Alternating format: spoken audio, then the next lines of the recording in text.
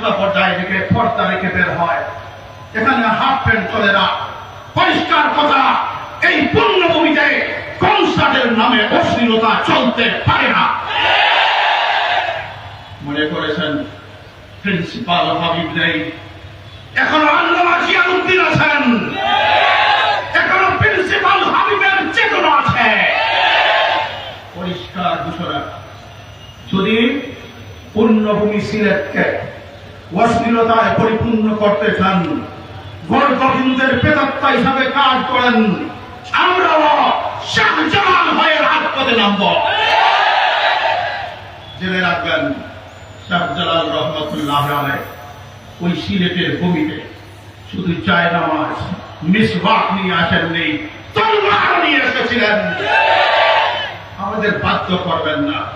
প্রশাসনকে সুস্পষ্ট জানিয়ে দিব, আর কখনো পুণ্যভূমি সিলেট নগরীতে কোন ধরনের কনসার্ট বরদাস্ত করা হবে না।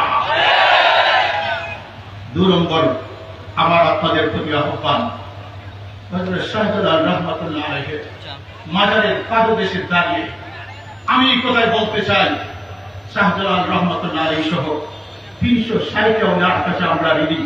তারা তাওহীদের আহ্বান নিয়ে আমাদের কাছে এসেছিলেন, গান বাজনা নির্মূলের জন্য এসেছিলেন, মদ গাঁজা নির্মূলের জন্য এসেছিলেন। কিন্তু আমরা লক্ষ্য করেছি দীর্ঘ 60-70 বছর যাবৎ তাদের মাজারে অশ্লীল মদ গাঁজা আসর বসেছে, সেখানে গান বাজনা হয়েছে, মা বোনেরা অবাধ বিচরণ করেছে।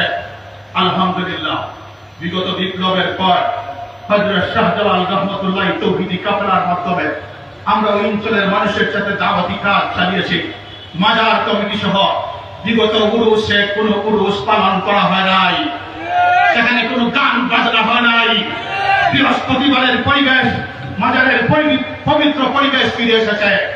আমাদের সুস্পষ্ট উচ্চারণ, আমরা মাজার জিয়ারতে বিশ্বাস করি।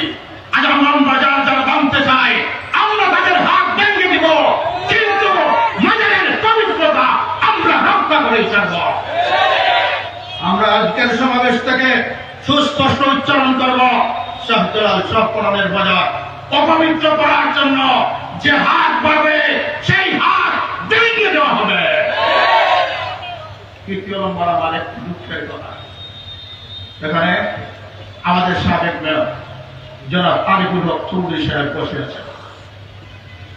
তিনি আলেম ওলামাকে ভালোবাসেন, আমরা তাকে ভালোবাসি।